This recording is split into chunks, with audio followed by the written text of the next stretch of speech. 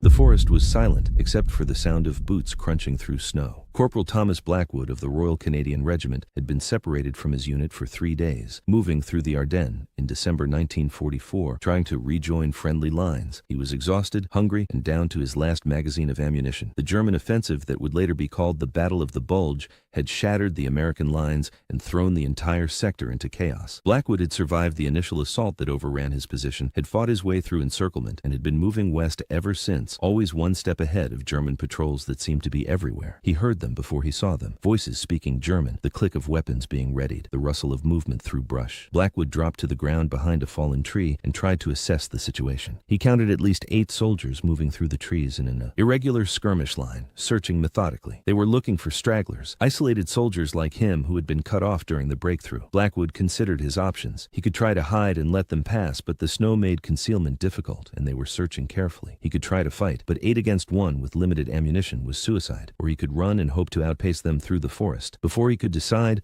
a boot came down on a branch directly behind him. Blackwood spun around to find a German soldier standing 3 feet away, rifle already pointing at his chest. The soldier shouted in German, alerting his companions. Within seconds, Blackwood was surrounded by 8 rifles, all aimed at his head and torso. He slowly raised his hands, his mind racing through possibilities and finding none. He had been captured. After 3 days of evading the enemy, after surviving artillery and small arms fire, after coming so close to reaching safety, he had been captured by a routine patrol in a nameless forest. The Germans searched him roughly, taking his rifle, his pistol, his knife, his grenades. They found his identification tags, and one of them, an unteroffizier who spoke broken English, examined them with interest. "Canadian," the German said. "Long way from home. Where is your unit?" Blackwood said nothing. The unteroffizier shrugged. "Does not matter. We take you back to interrogation. They will make you talk." The German troops relaxed slightly now that their prisoner was secured and disarmed. Several lit cigarettes. 2 of them moved a short distance away to serve as lookouts. The others gathered around Blackwood, discussing in German what to do with him. Blackwood assessed the situation with the cold clarity that combat had taught him. He was surrounded by enemy soldiers in the middle of their territory with no hope of rescue. He would be taken to a prisoner collection point, then transferred to an interrogation facility, then sent to a POW camp somewhere in Germany. He would spend the rest of the war behind barbed wire, assuming he survived the journey and the camps. The rational part of his mind accepted this. Capture was not shameful. He had done his duty and had simply been overwhelmed by circumstances. But another part of his mind, the part that had kept him alive through 3 years of combat, was screaming that he was not done fighting yet. The Germans had made several mistakes in their confidence. They had disarmed him, but had not properly secured him. His hands were not bound. They were standing too close together, bunched up rather than maintaining proper spacing. Their weapons were lowered or slung while they smoked and talked. The 2 lookouts were facing outward, watching for threats from the forest rather than watching their prisoner. And most critically, they had assumed that a disarmed prisoner was harmless. Blackwood noticed all of this in the span of perhaps 10 seconds. He also noticed something else. When the Germans had searched him, they had missed the trench knife strapped to his lower leg beneath his trouser, a small blade he had taken from a German paratrooper weeks earlier and had kept as a backup weapon. Blackwood knew that what he was considering was nearly impossible. 8 armed soldiers against 1 man with a hidden knife. The odds were absurd. But he also knew that if he allowed himself to be taken prisoner, he would spend the next year or more in captivity, assuming he survived. And something in him simply refused to accept that. He had not come this far to surrender. He had not survived this long to give up. He would rather die fighting than live as a prisoner.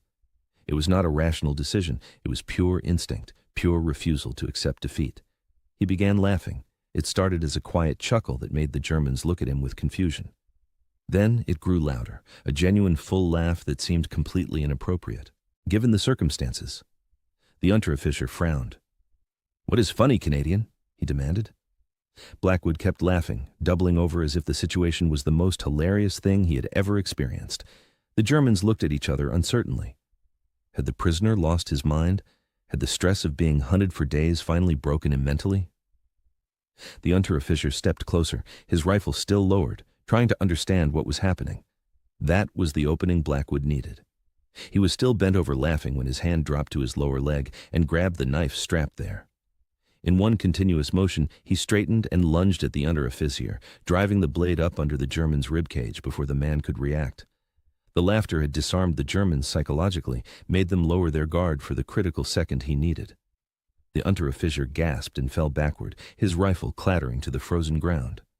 What happened next lasted perhaps 45 seconds, but felt like an eternity compressed into moments of pure, violent action. Blackwood grabbed the falling under-officer's rifle and fired from the hip at the nearest German soldier before anyone could process what was happening. The rifle kicked in his hands and the soldier dropped. Blackwood spun and fired again at the German to his left, who was just beginning to raise his own weapon. Another shot, another body falling. The element of surprise was total and devastating. The Germans had expected a docile prisoner, not a berserker attack. The remaining 5 soldiers were reacting now, trying to bring their weapons to bear, shouting in alarm. Blackwood fired twice more at the Germans directly in front of him, working the bolt action between shots with practiced speed. Both went down. He dove to the side as return fire began, rolling behind a tree as bullets tore through the space where he had been standing. He came up with the rifle already aimed and fired at a German who had taken cover behind another tree, hitting him in the leg. The soldier screamed and fell. Blackwood's mind was operating on pure combat instinct now, no conscious thought, just reaction and action compressed into a lethal flow. He saw one of the lookouts turning back toward the fight and fired, the bullet catching the German in the chest. The soldier spun and collapsed, 6 down. 2 lookouts remaining who were now fully aware of the threat and taking cover. Blackwood grabbed a stick grenade from the belt of one of the fallen Germans, pulled the cord, and threw it toward where he had seen one of the lookouts disappear behind a boulder. The explosion was deafening in the quiet forest, echoing through the trees. He did not wait to see the result. He was already moving, running in a crouch toward where he had last seen the final lookout. The German had taken position behind a thick pine tree and was firing at where Blackwood had been. Blackwood flanked wide, moving through the forest with the speed born of desperation and training. He came around the tree from an unexpected angle and found the German soldier exposed, focused on the wrong direction. Blackwood fired once, the soldier crumpled, and then there was silence. Not the peaceful silence of nature, but the terrible silence that follows violence, broken only by Blackwood's ragged breathing and the groans of one of the wounded Germans. Blackwood stood in the snowy forest surrounded by 8 bodies, some dead, some dying, his hands shaking with adrenaline and shock. The entire engagement had lasted less than a minute from the moment he drew the hidden knife to the final shot, 45 seconds of explosive violence that had reversed his situation completely. He moved quickly now, knowing that the gunfire would attract attention. He searched the bodies systematically, taking ammunition, grenades, a better rifle than the one he'd been using, and food from their packs. He found a map on the under-officer's body that showed German positions and patrol routes. He took that as well. The wounded German was watching him with terrified eyes, clutching his leg where Blackwood's bullet had shattered bone. Their eyes met for a moment. Blackwood could have killed him easily, but he did not. He had done what he needed to survive. Killing a helpless wounded man served no purpose. He turned and moved quickly into the forest, leaving the carnage behind. As he ran through the trees, heading west toward where he hoped Allied lines still held, Blackwood's mind began processing what had just happened. He had killed or wounded 8 enemy soldiers in close combat while surrounded and apparently helpless. It was the kind of action that would earn medals if anyone ever believed it, the kind of story that would be dismissed as impossible exaggeration if he ever told it. But it had happened. He had made it happen through a combination of desperation, training, opportunity, and sheer refusal to accept capture. The laughter had been the key. That moment of apparent madness had created the psychological opening he needed. The Germans had expected a defeated prisoner behaving with defeated submission. Instead, they got a soldier who was still fighting, who had never stopped fighting, who simply refused to acknowledge that he was beaten. The laughter had communicated that refusal more effectively than any words could have. It had made the Germans hesitate, made them uncertain, made them lower their guard for the critical moment when hesitation was fatal. Blackwood moved through the forest for another 2 days before finally reaching American lines. He was exhausted, half-starved, and operating on pure determination. The American soldiers who found him initially thought he was German because of the equipment he carried.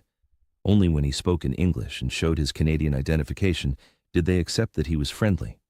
They fed him, gave him water, and took him to a field hospital where he collapsed and slept for 16 hours straight. When he finally woke and told his story to an intelligence officer, the officer looked skeptical. "You killed 8 German soldiers by yourself while surrounded and disarmed?" he asked. Blackwood shrugged. "7, he said. 1 was wounded but alive when I left. The officer made notes but clearly did not entirely believe the account. Stories like this were common among soldiers who had been through traumatic experiences. Combat did strange things to memory and perception. The mind could exaggerate, could compress multiple events into single narratives, could create stories that explained survival when survival seemed impossible. But then, the map Blackwood had taken from the German Unteroffizier was analyzed by intelligence specialists and proved to contain valuable information about German patrol patterns and defensive positions. A reconnaissance patrol was sent to the location Blackwood described and found the site of the engagement. They counted 7 bodies and evidence of an 8th wounded soldier who had been evacuated. The patrol leader filed a report confirming that the site matched Blackwood's description exactly. The intelligence officer revised his assessment. The Canadian story, however improbable, appeared to be accurate. Blackwood was recommended for a medal for his actions, but the recommendation was ultimately denied. The engagement had occurred during the chaos of the German offensive, when record-keeping had broken down.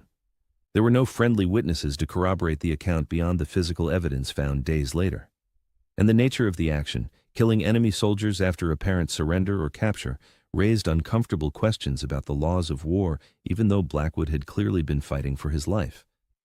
The official decision was that while Blackwood had demonstrated exceptional survival skills and combat effectiveness, the circumstances were too ambiguous to warrant formal recognition.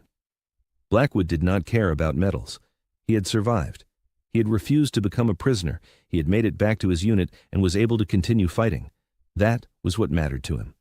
The memory of those 45 seconds in the forest would stay with him for the rest of his life, crystal clear in its violence and intensity. He had discovered something about himself in that moment, something about the reserves of violence and determination that human beings could access when pushed to the absolute edge of survival. It was not a comfortable discovery. It was not something he was proud of exactly, but it was true, and it had kept him alive. The war ended 5 months later. Blackwood survived to see VE Day and returned to Canada in the summer of 1945. He rarely spoke about his war experiences, as was common among veterans who had seen heavy combat. The story of the forest engagement came up only once, years later, when his son asked him if he had ever been scared during the war. Blackwood thought about the question for a long time before answering. "Every day," he said finally. "Every single day. But being scared does not mean you stop fighting. Sometimes being scared is what keeps you alive because it makes you think faster and move quicker than you thought you could." His son asked if he had ever done anything remarkable, anything that would be remembered. Blackwood considered the question. "I survived," he said. "That was remarkable enough. Thousands of men did not. The fact that I came home to meet your mother and have this conversation with you, that is the remarkable thing. Everything else was just doing what needed to be done to make sure I could get home." But late at night sometimes, when sleep would not come, Blackwood would remember that forest. He would remember the sound of his laughter echoing through the trees, the desperate, almost hysterical laughter that had been both calculated tactic and genuine response to the absurdity of his situation. He would remember the weight of the rifle in his hands, the recoil of each shot, the faces of the men he had killed. He would remember the silence afterward, broken only by wind through pine trees and his own ragged breathing. And he would remember the strange clarity of those 45 seconds when survival had been the only thing that mattered, when training and instinct and sheer refusal to surrender had combined into something powerful enough to reverse impossible odds. The story became a legend among the soldiers who had served with Blackwood, passed down as one of those tales that seemed too incredible to be true, but that people swore had really happened. A soldier surrounded and disarmed, laughing at his captors, then killing them all in less than a minute.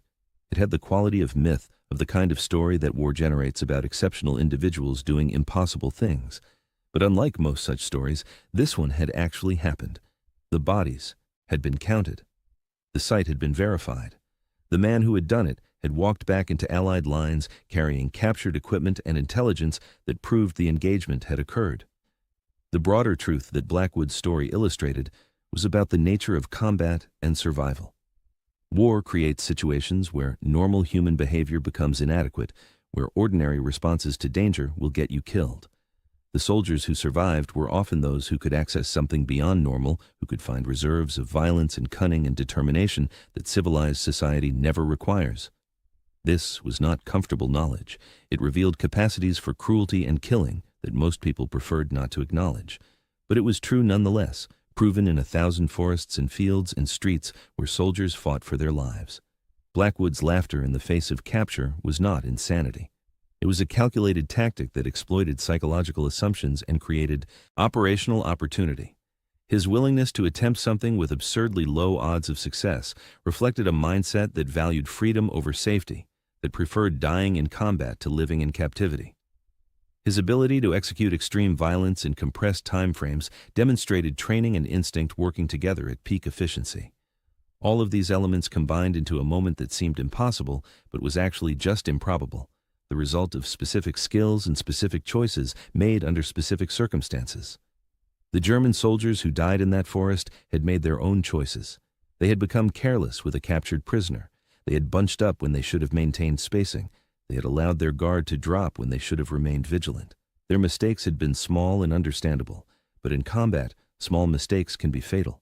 They had paid the price for underestimating their prisoner and for failing to maintain proper security procedures, even after capture.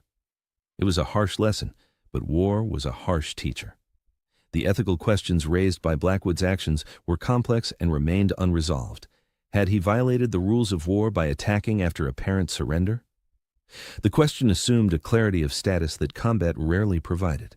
Blackwood had raised his hands when surrounded, but he had never formally surrendered, had never explicitly communicated submission. He had simply refrained from suicidal resistance while searching for opportunity to escape or reverse the situation. When that opportunity emerged, he had taken it. Whether this constituted legitimate combat or war crime depended on interpretations that military lawyers could debate endlessly without reaching definitive conclusions. What was not debatable was the result. Blackwood had escaped capture and returned to Allied lines with valuable intelligence. 8 German soldiers who might have continued fighting were removed from the battlefield.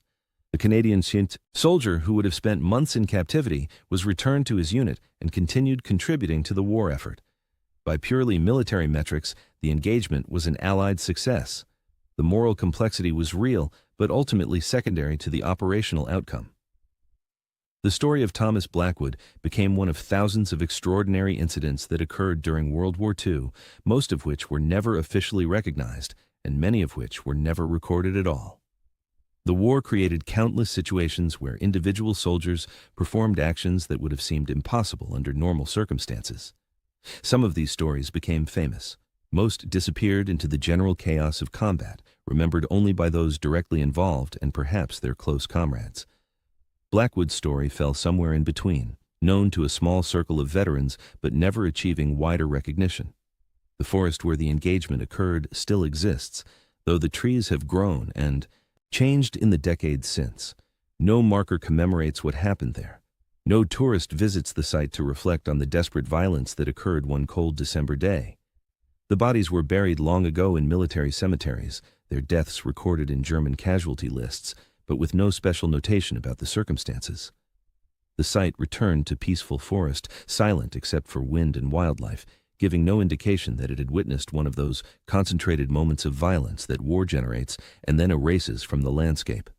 Blackwood died in 1987 at the age of 67, having lived a quiet life, working as a carpenter and raising 3 children. His obituary mentioned that he had served in World War II but provided no details about his combat record. At his funeral, several elderly men who had served with him told stories about his war years, including the incident in the forest.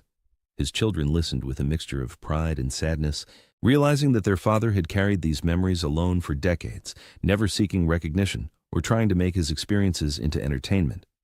He had simply lived with what he had done and what he had seen, carrying it quietly until the end. The lesson his story teaches, if it teaches any lesson at all, is about the complexity of survival in extreme circumstances.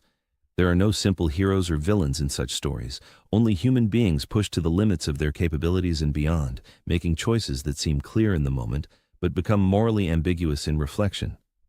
Blackwood survived because he refused to accept defeat, because he exploited opportunities that appeared, because he possessed skills and determination that gave him a chance when most would have had none. Whether this makes him admirable or troubling or simply human depends on how you choose to interpret actions taken under conditions of extreme stress and danger. What cannot be disputed is that in that forest, in December 1944, surrounded by enemy soldiers and apparently helpless, Thomas Blackwood made a choice. He chose to laugh in the face of defeat, to attack when surrender seemed inevitable, to fight with everything he had even though the odds were overwhelmingly against him. For 45 seconds, he embodied the refusal to quit that keeps soldiers alive in impossible situations. Those 45 seconds changed his fate completely, transforming him from captured prisoner to free soldier, from victim to survivor, from defeated to victorious. The memory of that choice and those seconds stayed with him forever, a reminder of what human beings are capable of when everything is on the line and the only options are fight or surrender. Blackwood chose to fight, and against all reasonable expectation, he won.